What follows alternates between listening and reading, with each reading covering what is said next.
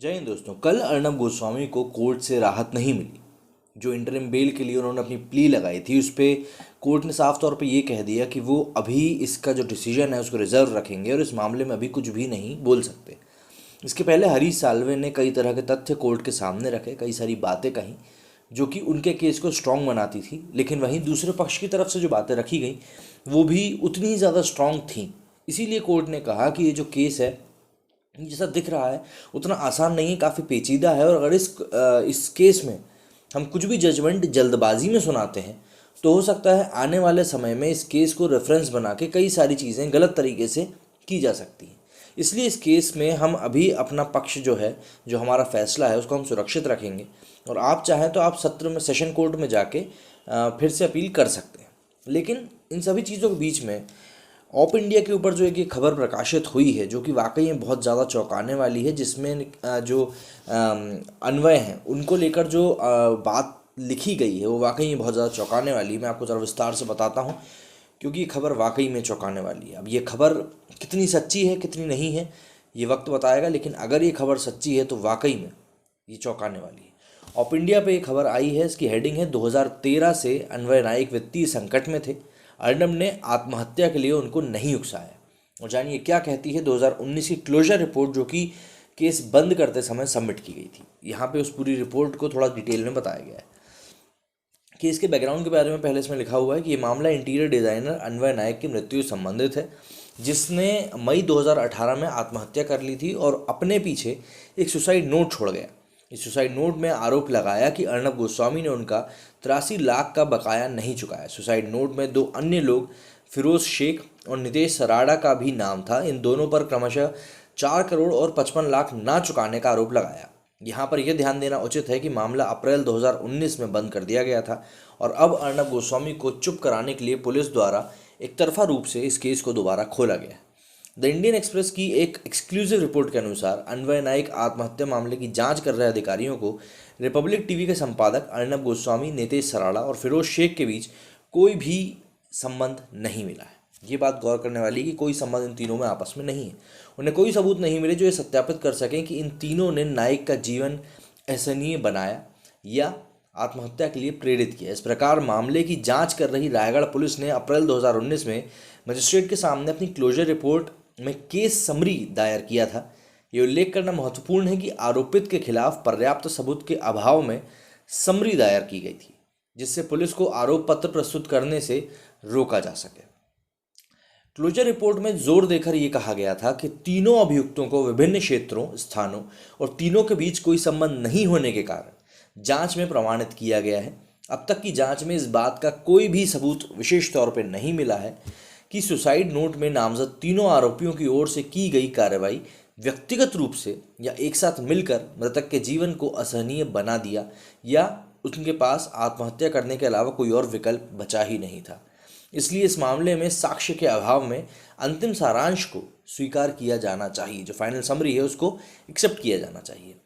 जांच से पता चला कि पिछले 6 से 7 सालों में, मतलब 2018 से पहले, कॉनकॉर्ड जो कि अन्वय नायक की कंपनी है को वित्तीय नुकसान हो रहा था, उनकी कंपनी को नुकसान हो रहा था, जिसके कारण अन्वय नाइक और उनकी मां मानसिक तनाव में थे।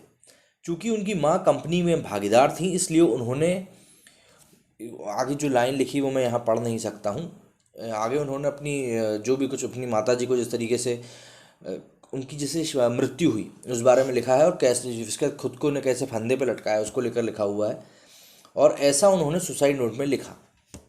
क्लोजर रिपोर्ट में दोहराया गया कि कॉनकॉर्ड डिज़ाइंस प्राइवेट लिमिटेड ने कई ग्राहकों को के काम को अधूरा छोड़ दिया था, जिसमें से अन्वय नाइक का नाम भी शामिल था।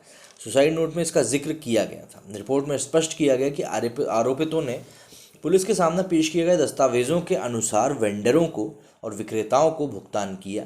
रायगढ़ पुलिस द्वारा प्रस्तुत क्लोजर रिपोर्ट को मुख्य न्यायिक मजिस्ट्रेट LG पच्चीग ने 16 अप्रैल 2019 को स्वीकार कर लिया था। इंडियन एक्सप्रेस ने विशेष रूप से कॉनकॉर्ड ऑफ कंपनीज के साथ कॉनकॉर्ड द्वारा दायर वार्षिक वैधानिक रिटर्न को एक्सेस किया। विवरण के अनुसार कंपनी का वित्तीय वर्ष 2016 में 26.5 करोड़ का कर्ज था। दिलचस्प बात यह है कि कंपनी जल्दी ही निष्क्रिय हो गई और उस वर्ष के बाद से उसने वार्षिक रिटर्न भी, जो हम लोग एनुअल रिटर्न भरते हैं, वो भी भरना उस कंपनी ने बंद कर दिया। अब उनके परिवार द्वारा जो आरोप लगाया गया उसके बाद में बात कर लेते हैं। ये पूरी क्लोजर रिपोर्ट की जानकारी हो गई जो कि 2019 में केस बंद करते समय दी गई थी। जब अदालत के समकक्ष क्लोजर रिपोर्ट पेश की गई तो पीड़ित परिवार का प्रतिनिधित्व करने वाले वकील वैभव कार्णिक ने आरोप लगाया था कि पुलिस द्वारा प्रस्तुत दस्तावेजों की सत्यता संदिग्ध है। मतलब जो भी डॉक्यूमेंट सबमिट किए गए हैं वो वेरीफाई, मतलब वो सही है कि नहीं है, इसके ऊपर कुछ बात कही नहीं जा सकती।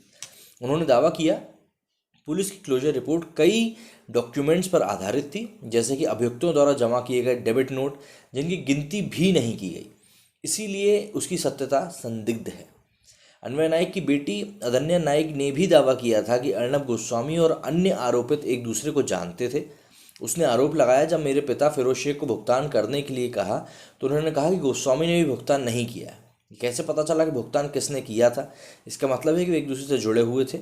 उन्होंने ये भी दावा किया कि इस मामले की जांच करने वाले इंस्पेक्टर सुरेश एच वर्डे ने मामले को अविश्वसनीय बनाना चाहा और शिकायत वापस लेते हुए उन्हें एक बयान पर हस्ताक्षर करने के लिए धमकाया। अब अगर ये बात सही है तो वाकई में ये बात बहुत चौंकाने वाली है, क्योंकि लगातार इस बात पर जोर दिया जा रहा है कि जो तीनों लोग हैं जो अक्यूज्ड हैं उन तीनों के बीच में कोई संबंध नहीं है। लेकिन यहाँ पे अगर एक दूसरे को इनको पता था कि किसने कितना भुगतान किया है तो वाकई में ये बात सोचने वाली है।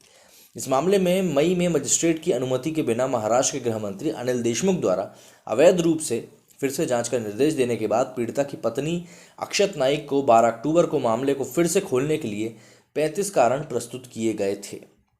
अब जो जांच अधिकारियों थे उनके खिलाफ भी कुछ कार्रवाई हुई। इस बीच मुंबई पुलिस ने इंस्पेक्टर सुरेश एच वर्डे के खिलाफ विभागीय जांच शुरू की थी ताकि मामले के तथ्यों को मिटा दिया जाए। ये एक अलग चीज़ लिखी है। उन्हें निरीक्षक के पद से जिला यातायात विभाग में स्थानांतरित कर दिया गया। पीड़िता के परिवार ने आरोप लगाया था कि ट्रैफिक विभाग में उनके स्थानांतरण के बावजूद वार्डे ने मामले की जांच जारी रखी थी। अक्षत नायक ने आगे आरोप लगाया कि अर्नब गोस्वामी ने अपने कैबिन में मुंबई के एक वरिष्ठ पुलिस अधिकारी को अपना बयान दिया था और जांच रिपोर्ट में उसका कोई उल्लेख नहीं है। ये आरोप लगाए गए हैं पीड़ित परिवार की तरफ से।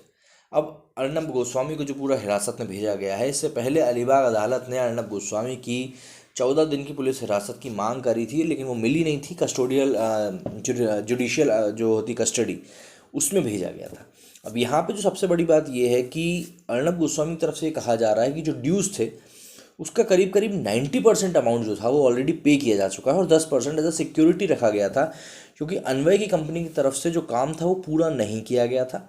और ये चीज़ होती है कि जब आप किसी से काम करवाते हो तो कुछ एक एज अ सिक्योरिटी आप अमाउंट कुछ रोक के रखते हो कि जब काम पूरा हो जाएगा तब हम आपको देंगे, नहीं तो ऐसे में जो पार्टी है जो काम कर रही है वो कई बार काम छोड़ के चली जाती है। तो इस तरह से ये अमाउंट रखा जाता है। लेकिन अब जो ये क्लोजर रिपोर्ट एक्सेस की गई है, अभी कितनी सच्ची है कितनी नहीं है ये बात तो हमें वक्त बता ही देगा। लेकिन अगर ये 26 करोड़ वाली बात का जिक्र हो रहा है और वाकई में कंपनी इतने घाटे में थी, इतना कर्ज था उनके ऊपर, तो 26 करोड़ के सामने 80 लाख रुपए एक चवन्नी के बराबर है। 26 करोड़ रुपए बहुत बड़ी रकम होती है, अपने आप में बहुत बड़ी रकम होती है। लोगों की ज़िंदगी कट जाए अगर उनको इतना पैसा मिल जाए तो इतनी बड़ी रकम होती है, बल्कि पुश्ते भी खाएं। तो ऐसे में जो ये नाम सामने आए हैं 3, इन नामों के ऊपर जो आरोप लगाए गए हैं वो वाकई में बहुत ज़्यादा चौंकाने वाले भी हैं और हैरान करने वाले भी हैं। क्योंकि अगर ये क्लोजर रिपोर्ट जो सबमिट की गई थी उसमें कुछ गड़बड़ी की गई थी तो देखिए फिर ऐसा है कि सच तो छुपेगा नहीं। अगर वाकई में गड़बड़ी थी तो जो भी कोई दोषी है इस चीज़ में, अगर अर्नब गोस्वामी भी दोषी निकलते हैं तो फिर इस मामले में कुछ किया नहीं जा सकता। लेकिन जिस तरह के तोड़ मरोड़ के जो चीज़ें पेश की जा रही हैं उससे काफ़ी चीज़ें डाउट के घेरे में भी आती हैं। प्लस जिस तरीके से इस चीज़ को पूरी तरीके से कंडक्ट किया जा रहा है वो भी डाउट के घेरे में आ रहा है। लेकिन इन सभी चीज़ों के बीच में जितने भी डेवलपमेंट देखने को मिल रहे हैं, प्लस जो जैसे रिपोर्ट आई जिसमें 26 करोड़ का भी जिक्र किया गया है, हरीश साल्वे ने जिस तरह से चीज़ों को बताया है, जिस तरीके से कोर्ट ने बोला है कि भाई इस मामले के अलावा अब आप अर्नब को हिरासत में नहीं ले सकते, पहले तो इस मामले में ही छूट जाएं, उसके बाद दूसरे मामलों की बात करेंगे। ये बात हुई थी 10 मिनट वाले समन के बारे में। तो ये सब चीज़ें हैं जो निकल के सामने आ रही। वहीं भारत भी 2 हिस्सों में बटा हुआ है। जैसे कि कई जर्नलिस्ट हैं, बड़े जर्नलिस्ट, जो कह रहे हैं कि भाई हम अर्नब के इस जर्नलिज़म को बिल्कुल भी सपोर्ट नहीं करते हैं, खुले तौर पे कह रहे हैं, बढ़िया मंच पे कह रहे हैं। वहीं जी न्यूज़ सुधीर मिश्रा जो हैं वो कह रहे हैं कि अर्नब का पूरा समर्थन करते हैं। तो ऐसे में कई सारी चीज़ें हैं जो लगातार निकल के सामने आ रही हैं। सोमवार को 3 बजे का समय दिया गया है कि भैया उस समय तक आपको जजमेंट दे दिया जाएगा। अब इसका मतलब यह है कि कल अर्नब जेल में ही रहेंगे। कल संडे है, आज संडे है सॉरी, आज अर्नब जेल में ही रहेंगे। तो अब देखना होगा कि किस तरीके से जजमेंट दिया जाता है। मेरी इस वीडियो में फ़िलहाल इतना ही। जय हिंद, जय भारत।